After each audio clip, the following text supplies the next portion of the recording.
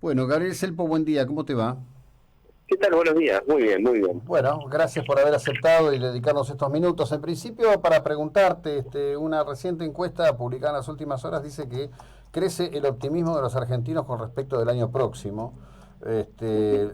lo cual, digo, si uno escucha muchas de estas menciones de campaña, parecería un, una cosa absolutamente extraña. Esto, digamos, se vincula con la relativa estabilidad del valor de cuántos pesos necesito para comprar un dólar, o tendrá que ver con que muchos sectores empiezan a tener respuestas positivas en su día a día por el trabajo, la actividad a la que se dedican, etcétera, etcétera. A ver, esta eh, pregunta una población bastante extensa, ¿no? Ujú. No es que le preguntan a distintos economistas y dicen, bueno, que ven distintos indicadores que en relación a eso revisan cómo es que está la economía. Eh, lo que sí, lo que le preguntan es a gente que la principal variable que mira, sobre todo en el dólar, es la inflación, ¿no? Ujú. Y hemos visto que en los últimos 100 días está un poco más calmo esta situación. Bueno, en relación a esto es básicamente lo que explican, no es que están viendo el déficit fiscal, no es que están viendo una sostenibilidad a largo plazo de la economía, un promedio temporal, es sencillamente la evolución del dólar, ¿no? Y en relación a eso ha mejorado. Obviamente que igual cuando a uno le pregunta a, a los, como digo, a los distintos partidarios, por ejemplo, los que son más de la oposición, Ujú. y tienen peores expectativas. Cuando uno le pregunta me refiero a los votantes, ¿no? O sea, tenés Sí, también sí. una cierta mirada subjetiva en ese sentido, ¿no? Uno le pregunta a un macrista y te cree que va a estar mejor. Uno le pregunta a un kirchnerista y ve que todavía va a estar peor a futuro, ¿no? Entonces Ujú. también depende de eso y esa es la parte capaz que más subjetiva dentro de toda la encuesta. Claro, claro. Bueno, en tu lectura al respecto de cómo está llevándose la economía, hay un par de detalles que son interesantes. En principio, el hecho de que en este momento Argentina tiene superávit gemelos. La pregunta de estos superávit gemelos, ¿son sostenibles en el tiempo? Eh, no, eh, a ver, el fiscal tenemos que tener un superávit primario fiscal, eso no tengo mucha duda para que sea sostenible y vamos a tener que lograrlo. Ahora, el tema del superávit comercial habrá que verlo después a función de cómo sigue evolucionando, porque si vemos que de repente se puede llegar a deteriorar, pero vamos al caso, por ejemplo, de Uruguay. Uruguay hace unos, digamos, 10 años atrás tenía un déficit comercial enorme, pero era porque invertía de una manera muy significativa en relación a la construcción de las pasteras que tenía. Bueno, Ujú. eventualmente la terminó de construir y tuvo un resultado muy positivo a futuro, ¿no? Porque lo que terminó importando fue maquinaria, no importó autos alemanes para consumirlo, como por ejemplo fue Grecia, ¿no? Ujú. En relación a eso va a depender mucho también de cómo es que será la composición de esas importaciones y ese cambio en el resultado del déficit comercial. Pero bueno, de principio te diría que vamos a tener que mantener una determinada cultura de, al menos de lo que se aumente de déficit, sea lo más productivo posible, ¿no? Ujú. Claro, bueno, ese es un cambio de criterio importante porque de algún modo está unido a lo que vaya a ocurrir, si bien no es de un día para el otro, con el acuerdo Mercosur-Unión Europea, que en sí hay que decir está generando mucho más ruido del otro lado del Atlántico que de este.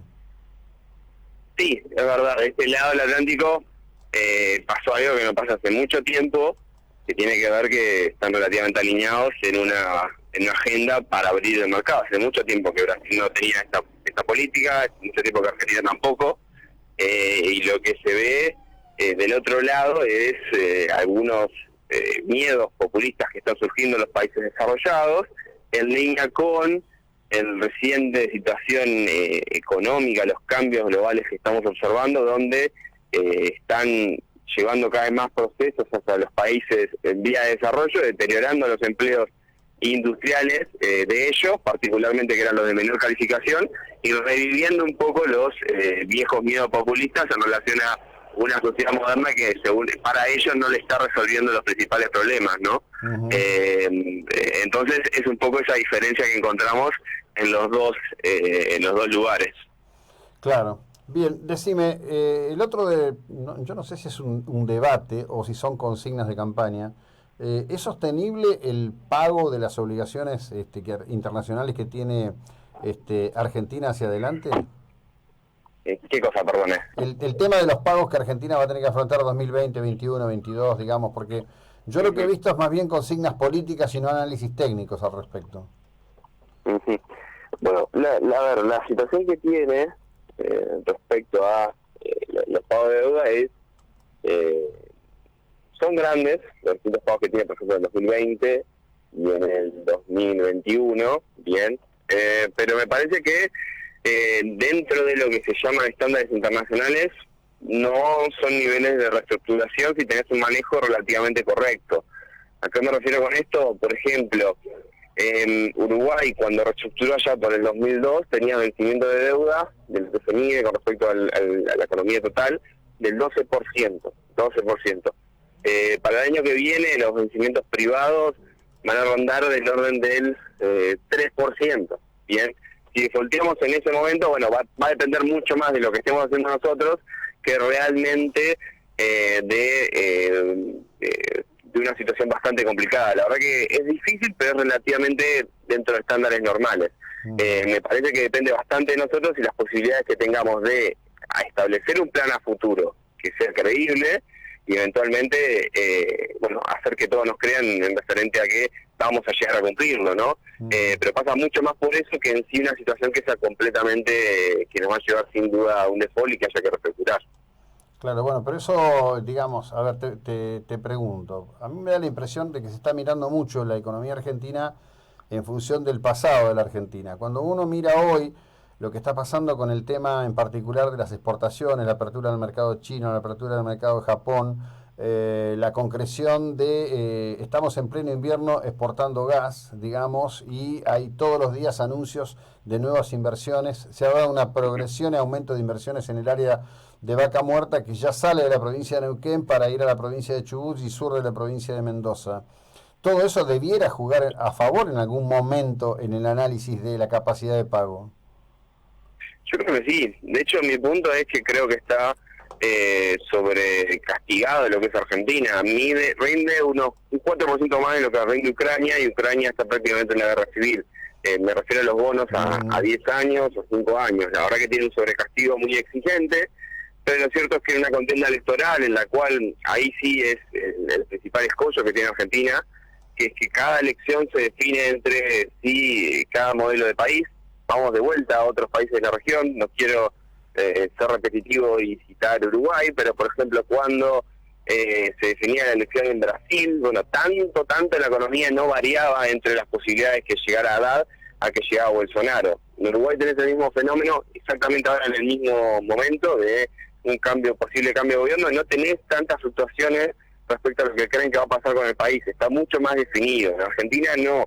Tenemos ayer declaraciones de Alberto Fernández trayendo ruido respecto del pago del ELIX que no se entendieron. Me parece que es innecesaria y de un partido el cual trajo default. Me parece que si eventualmente Alberto Fernández llega al poder va a tener que sobreexagerar su tendencia a respetar las reglas y a seguir los distintos contratos, como este gobierno, digamos, lo hizo con el anterior, con por ejemplo, las deudas que tuvo que responder de Soldado, las de Club de París, las de estoy olvidando alguna de IPF, por ejemplo, de aerolíneas. Bueno, respondió a todas esas deudas pese a que habían sido del anterior gobierno. Cada gobierno tiene que responder por las deudas del país, porque no son deudas de un gobierno, nada es de un gobierno, es un país.